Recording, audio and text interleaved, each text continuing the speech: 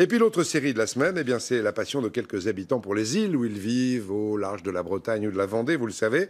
Après Groix, l'île-Dieu, l'île aux Moines et Belle-Île, aujourd'hui on va terminer dans l'île d'Edic. Elle est magnifique aussi, avec là aussi beaucoup de passion et de fierté. Laurent Giraudino, Bruno Grégoire. Aucune autre trace dans le sable. À part Émilie, aujourd'hui, personne ne marchera sur cette plage. Quelques criques et pointes rocheuses, de longues baies dominées de dunes, l'île d'Edic, c'est 8 km de côte. Et Émilie en est le garde littoral. Pour le conservatoire du littoral, elle surveille notamment l'évolution de l'érosion. Donc là, les ganivelles, elles sont cassées et au mois d'avril, on organisera un chantier avec un BTS pour réparer ces dégâts. Pour l'instant, les coups de vent de l'hiver sont restés assez cléments. Tous les ans, on assiste à effectivement un recul de la dune plus ou moins important selon les tempêtes. L'hiver dernier, ça a été catastrophique. Du point culminant de l'île, 22 mètres au-dessus du niveau de la mer, voici la diversité des milieux. Le panorama s'étend du phare des Cardinaux au jeté du Vieux-Port. Et le long des zones humides de marais en contrebas des dunes, 60 moutons et autant d'agneaux contribuent à entretenir le paysage. Ils empêchent l'invasion des broussailles. Là justement, Samuel, l'éleveur, là, est en train de changer ses moutons de pâturage. Sur la plus petite des îles au large du Morbihan, presque que des chemins puisqu'il y a si peu de voitures. En quelques minutes, on n'est jamais loin du bourg. Émilie vient d'y revenir après 2 semaines de vacances sur le continent. On respire. Fini Paris, c'est bain de foule et son anonymat. Ici, comme dans l'épicerie, Émilie, c'est Milou pour les amis. 80 personnes l'hiver, 100 le week-end avec les étudiants qui rentrent, on peut que tous se connaître. Émilie paiera plus tard. Sur cette île sans distributeur, l'épicerie fait crédit et met le ticket sur le compte de la famille. C'est moi la banquière, quoi. Voilà.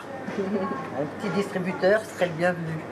Question famille, il est temps d'aller chercher le petit dernier. Corto, le fils d'Émilie, est l'un des 7 seuls écoliers de l'île, dans la classe unique. C'est limite, l'année dernière ils étaient plus que 4 et on a failli fermer l'école. Alors ça a été, vous avez passé une bonne matinée?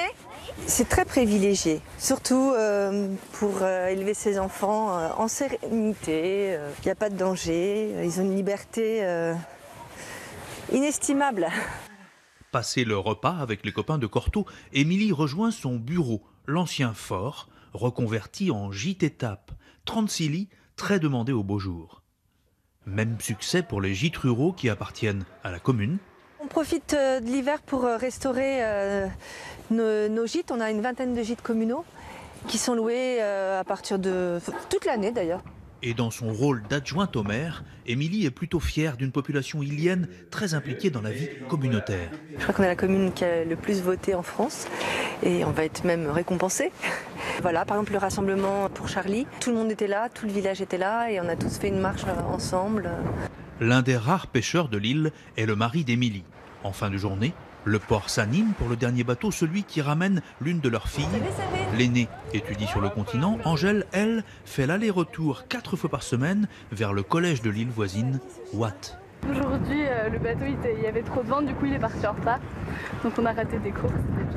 Tu vois encore un peu? En soirée, viennent les moments de détente. Autour des poneys, le Shetland s'appelle Saxo.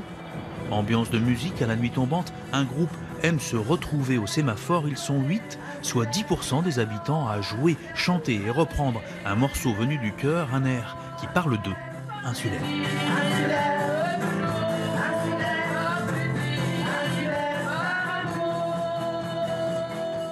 Voilà, la vie en hiver, magnifique sur l'île d'Edic et toute la série de nos correspondants de Nantes. Elle était très belle à revoir aussi sur Internet. La Bourse de Paris, ça va bien alors qu'il est plus 0,25% à 4 922 points. Dans un instant, Catherine Laborde, rien de grave à attendre sur les routes des retours de vacances demain.